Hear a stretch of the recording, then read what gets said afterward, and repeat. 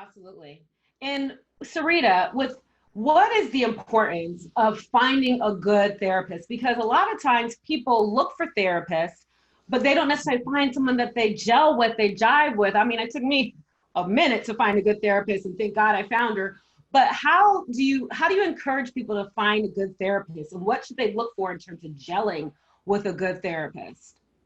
So I'm really happy that this is the third time that I've heard this. So I think it's my time to actually listen to the universe and say thank you, and maybe start jotting down some things in terms of how to find a therapist, because it really, it's a relationship. And just like our friendships, just like our significant others, those are important to us. And in order for them to work, they have to match well. And I think if what I attempt to share with people is that go into finding a therapist as though you were in the arena for dating, because sometimes you may have to kiss a couple toads. The person that really gels with you. And I joke and say that just like any other industry, there are a lot of awful therapists in the world, but there's a lot of awful mechanics in the world. There's a lot of awful, eyebrow ladies or eyebrow people in the world. Like sometimes you may have an eyebrow that's higher than the other. Like not everyone is efficient at the jobs that they have. And so that is the same for a therapist. And it's not just the inefficiency, but it's also that what they bring to the table may not be what you need at that moment. So being kind and being I guess having grace for yourself during the process is one of the things that I would tell people.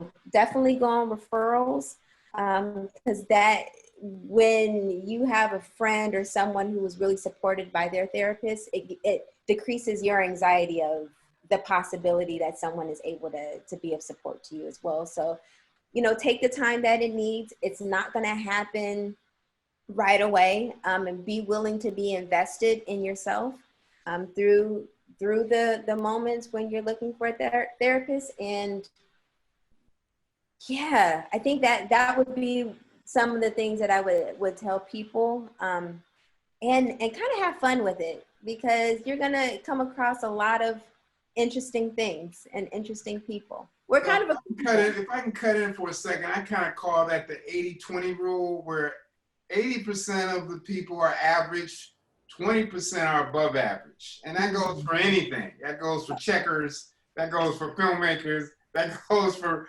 hosts. I mean, it's an 80-20. So I think you're right about finding the right person to do the right thing for you. And as a member, a board member of the American Society of Suicide Prevention, which has been around for more than 50 years, primarily white, they asked me to be on the board. And one of the things that I focused on was trying to get us involved in a big way, whether it be for therapists, for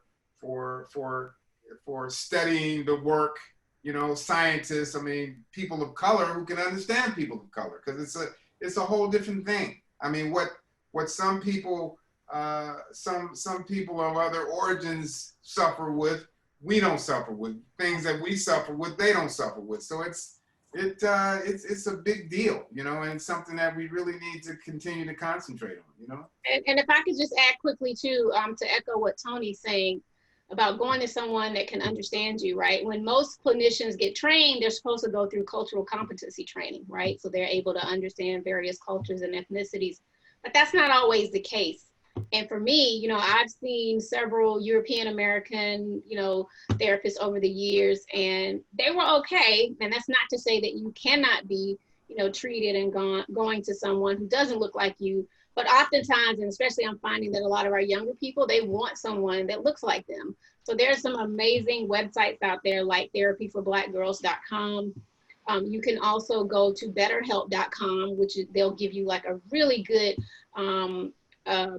survey to go through everything, that's going to serve your needs about ethnicities and what you're looking for and what type of treatment you need, as well as therapyforblackmen.org. Those are some really great ones. Oh, And I just want to quickly add, as far as check-ins, in the pandemic, because things were so heavy and I knew so many of my peers and friends were dealing with a lot, you know, I created a new brand called Yeah Wellness, which is my personal brand. And so I started doing the Yeah Wellness check-in. And it's just a 30-minute check-in that I do. It's like a TV show on Instagram, but I've interviewed everyone from Common to Swiss Beats, Johnny Gill. I just had Ronnie DeVoe and his wife today, Kelly Price, just some incredible musicians and actors in our community. And so that's one way that I'm trying to just give back personally and allow people to make sure they're checking in with loved ones and family members. Because the isolation, as you mentioned earlier, can really be a lot, and it can be debilitating. Because for me, you know, my sister was the one who really, truly encouraged me to call the National Suicide Prevention Lifeline the night I thought of taking my own life, which is 1-800-273-TALK. But she died last year unexpectedly from a blood clot. And so I've never experienced this type of grief and loss from someone that, you know, and it's hard to talk about. Take your time. I'll be honest with you guys. I feel triggered sometimes. Yeah.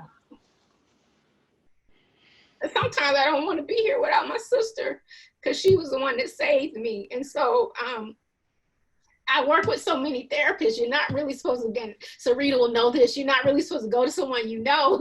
And I'm always joking. I'm like, I need a therapist that I don't know that can help me, because we work with so many. But I've been struggling through the pandemic to continue to do this work and to show up for so many people. And I get personal phone calls and text messages. My cousin just had a psychotic break, or my nephew's in psychosis. Can you help me? And I don't want to turn anybody away, because I don't want to lose any lives, but it's a lot of pressure. And I feel like I'm a wounded healer at times, because I'm still in the thick of it and going through it without the one person that was able to help me. So I try to pray like Tony in the mornings. I get out and I walk. And I don't turn to social drinking like I used to as much, because alcohol is a natural depressant, and it's something that I just realized I can't do for myself. So you have to be able to recognize certain signs and symptoms and triggers within yourself to be able to stay on this path of healness and whole, and to be whole, rather. It's I'm sorry, interesting. I got emotional. No, it's okay. I got to tell you guys, this show, I'm holding it in. So I'm glad that you can feel comfortable. I feel like we're in a family, and we're kind of in this fraternity sorority that we didn't want to join, but we're in it, and we're in it together.